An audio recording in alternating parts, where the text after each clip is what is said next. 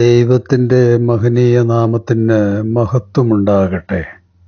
റോമർ 13-ാം അധ്യായത്തിലെ പൗലോസ് അപ്പോസ്തലൻ്റെ ഉണർത്ത് സന്ദേശം വിശ്വാസികൾ വളരെ ശ്രദ്ധയോടെ കേൾക്കേണ്ടതാണ്.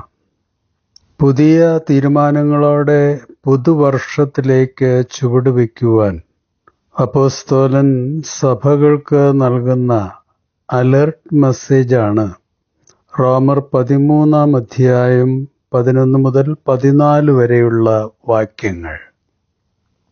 ഉറക്കത്തിൽ നിന്ന് ഉണരുവാൻ നാഴിക വന്നിരിക്കുന്നു എന്നിങ്ങനെ നിങ്ങൾ സമയത്തെ അറിയായ്കയാൽ തന്നെ നാം വിശ്വസിച്ച സമയത്തേക്കാൾ രക്ഷ ഇപ്പോൾ അധികം അടുത്തിരിക്കുന്നു. രാത്രി കഴിയാറായി, പകൽ അടുത്തിരിക്കുന്നു. അതുകൊണ്ട് നാം ഇരുട്ടിൻ്റെ പ്രവൃത്തികളെ വച്ചുകളഞ്ഞ് വെളിച്ചത്തിൻ്റെ ആയുധവർഗം ധരിച്ചുകൊള്ളുക. പകൽ സമയത്ത് എന്ന പോലെ നാം മര്യാദയായി നടക്കുക. വെറിക്കൂത്തുകളിലും മദ്യപാനങ്ങളിലുമല്ല, ശയനമോഹങ്ങളിലും ദുഷ്കാമങ്ങളിലുമല്ല, പിണക്കത്തിലും അസൂയയിലുമല്ല, കർത്താവായ യേശുക്രിസ്തുവിനെ തന്നെ ധരിച്ചുകൊള്ളുവിൻ. മോഹങ്ങൾ ജനിക്കുമാറ് ജഡത്തിനായി ചിന്തിക്കരുത്. പുതുവർഷത്തിൽ ഭൗതിക അജണ്ടകൾ മാത്രം പോരാ, നമ്മുടെ ആത്മീയ ശൈലി പുതുക്കുവാനും ആത്മനവീകരണത്തിനു വേണ്ടിയും ശ്രദ്ധിക്കണമെന്നാണ് ഈ വേദഭാഗം വ്യക്തമാക്കുന്നത്. ഈ അലർട്ട് മെസ്സേജിലെ 4 ആത്മീയ പ്രഖ്യാപനങ്ങൾ നമുക്ക് ശ്രദ്ധിക്കാം. ഉണരുക എന്നാണ് അപ്പോസ്തലൻ്റെ 1-ാമത്തെ ജാഗ്രതാ നിർദ്ദേശം. 11-ാമത്തെ വാക്യം, ഉറക്കത്തിൽ നിന്ന് ഉണരുവാൻ നാഴിക വന്നിരിക്കുന്നു. ദൈവത്തിൻ്റെ ശബ്ദമാകുന്ന തിരുവചനത്തോട് സെൻസിറ്റിവിറ്റി നഷ്ടപ്പെട്ടു പോയ ആത്മീയ ആലസ്യത്തെപ്പറ്റിയാണ് ഇവിടെ അപ്പോസ്തലൻ സൂചിപ്പിക്കുന്നത്. നിങ്ങളുടെ കർത്താവ് ഏത് ദിവസം വരുമെന്ന് അറിയാത്തതുകൊണ്ട് നിങ്ങൾ ജാഗരൂകരായിരിക്കുവിൻ എന്ന കർത്താവിൻ്റെ മത്തായി 24-ാം അധ്യായം 42-ാം വാക്യത്തിലെ ഓർമ്മപ്പെടുത്തലിൻ്റെ പ്രതിധ്വനിയാണ് ഇത്. പുതുവർഷം ലോകത്തിന് ആഘോഷവും അധാർമികതയും ആസക്തികളുമൊക്കെയാണ്. എന്നാൽ ദൈവമക്കൾക്ക് പുതുവർഷം സ്വർഗത്തിൻ്റെ വിളിച്ചുണർത്തലാണ്. കഴിഞ്ഞ കാലങ്ങളെക്കാൾ രക്ഷ വളരെ അടുത്താണ്. ക്രിസ്തുവിൻ്റെ വരവ് കുറച്ചുകൂടി അടുത്തു. നിത്യതയിൽ കണക്ക് ബോധിപ്പിക്കുവാനുള്ള സമയം സമാഗതമാകുന്നു എന്നൊക്കെയുള്ള മുന്നറിയിപ്പാണ് ഓരോ പുതുവർഷവും നമുക്ക് നൽകുന്നത്. അതുകൊണ്ടാണ് ഇപ്രകാരം പറയപ്പെട്ടിരിക്കുന്നത്: ഉറങ്ങുന്നവനെ ഉണരുക, മരിച്ചവരിൽ നിന്ന് എഴുന്നേൽക്കുക, ക്രിസ്തു നിന്റെ മേൽ പ്രകാശിക്കും. എഫേസ്യ ലേഖനം 5:14. ലോകത്തിന് അനുരൂപമായും പഴയതിൻ്റെ ആവർത്തനമായും ജീവിതം തുടരുന്നത് വളരെ അപകടമാണ്. ആത്മീയ ഉണർവോടെ ദൈവത്തോട് ചേർന്ന് ജീവിക്കുവാൻ സമയരഥത്തിലെ ഓരോ യാത്രക്കാർക്കും നൽകുന്ന വിസ്മയ സന്ദേശമാണ് ഓരോ പുതുവർഷവും. അതെ, ലോകവും പാപവും ആസക്തിയായി പോയവർക്ക് നിത്യത എന്ന യാഥാർത്ഥ്യത്തെപ്പറ്റി നൽകുന്ന സ്നേഹപൂർവമായ ഓർമ്മപ്പെടുത്തലാണ് റോമർ 13:11. ഇരുട്ടിൻ്റെ പ്രവൃത്തികളെ ഉപേക്ഷിക്കുവാനുള്ള ആഹ്വാനമാണ് പുതുവർഷം എന്നതാണ് രണ്ടാമത്തെ സന്ദേശം. 12ാമത്തെ വാക്യം. രാത്രി കഴിവാറായി, പകൽ അടുത്തിരിക്കുന്നു.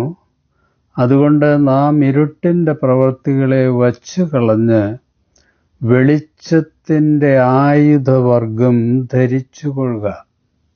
രാത്രി കഴിയാറായി എന്നാണ് അപ്പോസ്തലൻ ഓർമ്മപ്പെടുത്തുന്നത്.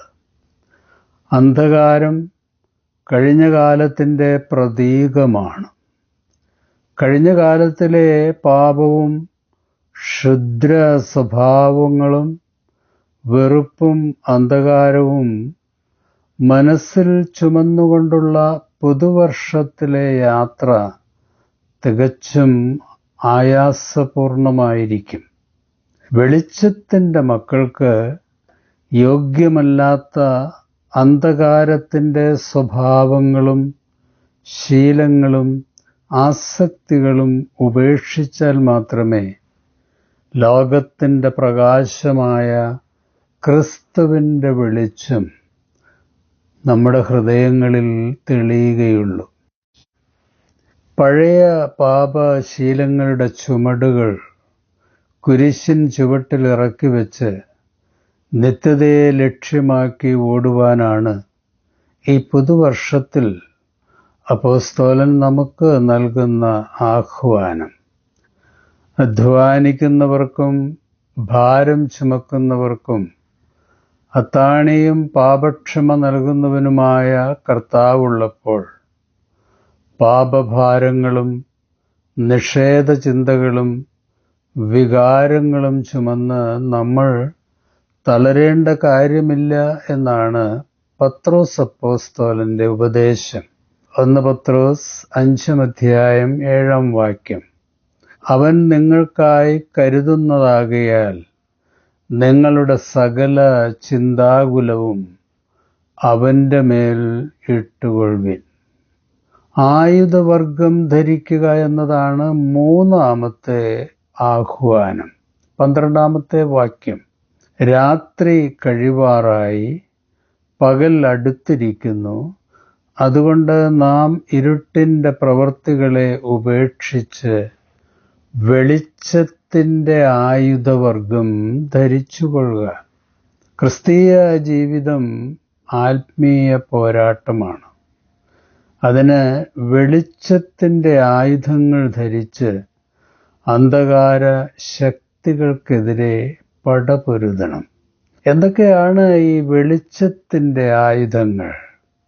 ധാർമ്മിക ശുദ്ധിയുള്ള ജീവിതം, സത്യം, വിശ്വാസം, സ്നേഹം എന്നിവയൊക്കെയാണ്. പുതുവർഷത്തിൽ പാപങ്ങൾ ഒഴിവാക്കുക മാത്രമല്ല, ആത്മബലത്തിനും അന്ധകാര ശക്തികളെ പ്രതിരോധിക്കുവാനും വെളിച്ചത്തിൻ്റെ ആയുധങ്ങൾ നമ്മൾ ധരിക്കണം. യെശയ്യാ പ്രവചനം 60:1. ഉണർന്ന് പ്രശോഭിക്കുക, നിന്റെ പ്രകാശം വന്നു ചേർന്നിരിക്കുന്നു, കർത്താവിൻ്റെ മഹത്വം നിന്റെ മേൽ ഉദിച്ചിരിക്കുന്നു. ആയുധങ്ങളില്ലാതെ ഒരു യോദ്ധാവും യുദ്ധക്കളങ്ങളിൽ ഇറങ്ങാറില്ല. അതുപോലെ ഈ പുതുവർഷത്തിൽ വിശ്വാസികൾ സർവായുധവർഗം ധരിച്ച് അന്ധകാര ശക്തികളോടുള്ള പോരാട്ടത്തിന് തയ്യാറാകണം. ക്രിസ്തുവിനെ ധരിക്കണമെന്നതാണ് 4ാമത്തെ പ്രബോധനം. 13-14 വാക്യങ്ങൾ.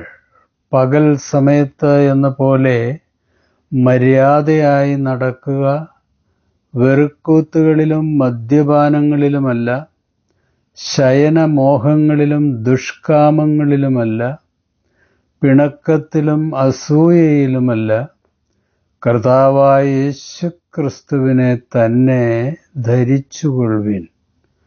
മോഹങ്ങൾ ജനിക്കുമാറ് ജഡത്തിനായി ചിന്തിക്കരുത്. പുതുവർഷത്തിലെ പ്രധാന അജണ്ട നമ്മുടെ സെൽഫ് ഇംപ്രൂവ്മെൻ്റ് അല്ല, ജീവിതത്തിലൂടെ ക്രിസ്തുവിനെ വെളിപ്പെടുത്തുന്ന സാക്ഷ്യമുള്ള ജീവിതമായിരിക്കണം. ഗലാത്യലേഖനം 3:27 ക്രിസ്തുവിനോട് ഐക്യപ്പെടുവാൻ വേണ്ടി സ്നാനം സ്വീകരിച്ചിരിക്കുന്ന നിങ്ങളെല്ലാവരും ക്രിസ്തുവിനെ ധരിച്ചിരിക്കുന്നു. നമ്മുടെ സ്വഭാവം, വാക്കുകൾ, പ്രതികരണ രീതി, ബന്ധങ്ങൾ എന്നിവയിലൂടെ ക്രിസ്തു നമ്മിലൂടെ വെളിപ്പെടണം.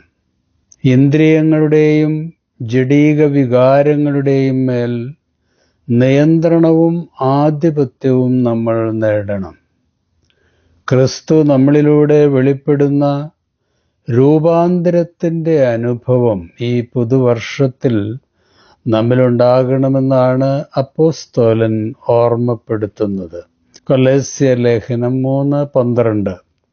അതിനാൽ ദൈവത്തിൻ്റെ തിരഞ്ഞെടുക്കപ്പെട്ടവരും വാത്സല്യഭാജനങ്ങളും പരിശുദ്ധരുമെന്ന നിലയിൽ നിങ്ങൾ കാരുണ്യം, ദയ, വിനയം, സൗമ്യത, ക്ഷമ എന്നിവ ധരിക്കുവിൻ. ഒരു ഉദ്യോഗസ്ഥൻ അണിയുന്ന യൂണിഫോം അദ്ദേഹത്തിൻ്റെ അതോറിറ്റിയും ഐഡൻറ്റിറ്റിയുമൊക്കെ വെളിപ്പെടുത്തുന്നതാണ്. സ്വഭാവത്തിലും ജീവിത ശൈലിയിലും നമ്മൾ ക്രിസ്തുവിനെ ധരിക്കുമ്പോൾ നമ്മൾ ആരുടേതാണ് എന്ന് ലോകം തിരിച്ചറിയും. ഇതാണ് നമ്മുടെ കർത്താവ് നമ്മെ ഓർമ്മപ്പെടുത്തിയത്. യോഹന്നാൻ 13:34-35. ഞാൻ പുതിയൊരു കൽപ്പന നിങ്ങൾക്ക് നൽകുന്നു. നിങ്ങൾ പരസ്പരം സ്നേഹിക്കുവിൻ. ഞാൻ നിങ്ങളെ സ്നേഹിച്ചതുപോലെ നിങ്ങളും പരസ്പരം സ്നേഹിക്കുവിൻ. നിങ്ങൾക്ക് പരസ്പരം സ്നേഹമുണ്ടെങ്കിൽ നിങ്ങൾ എൻ്റെ ശിഷ്യന്മാരാണെന്നും അതുമൂലം ലോകം അറിയും. പുതുവർഷത്തിലേക്ക് ചുവടുവയ്ക്കുന്ന നമുക്കുള്ള 4 ആത്മനിയോഗങ്ങളാണ് തിരുവചനത്തിലൂടെ കർത്താവ് നമുക്ക് നൽകുന്നത്. ഉണരുക, ഇരുട്ടിൻ്റെ പ്രവൃത്തികളെ ഉപേക്ഷിക്കുക, വെളിച്ചത്തിൻ്റെ ആയുധവർഗം ധരിക്കുക, കർത്താവായ യേശുക്രിസ്തുവിൻ്റെ ഉപദേശങ്ങൾ ജീവിത ശൈലി ആക്കുക. ഈ പുതുവർഷത്തിൽ നമ്മുടെ ഭൗതിക അജണ്ടകളും വ്യാമോഹങ്ങളും ആസക്തികളും ദൈവമുമ്പാകെ സറണ്ടർ ചെയ്യുവാനും ദൈവിക പദ്ധതികൾക്കായി സ്വയം സമർപ്പിക്കുവാനും ക്രിസ്തുവിലുള്ള ആത്മീയ ജീവിതത്തിനും ദൈവം നമ്മെ എല്ലാവരെയും സഹായിക്കട്ടെ. ശുഭാശംസകളോടെ എ.പി. ജോർജച്ചൻ.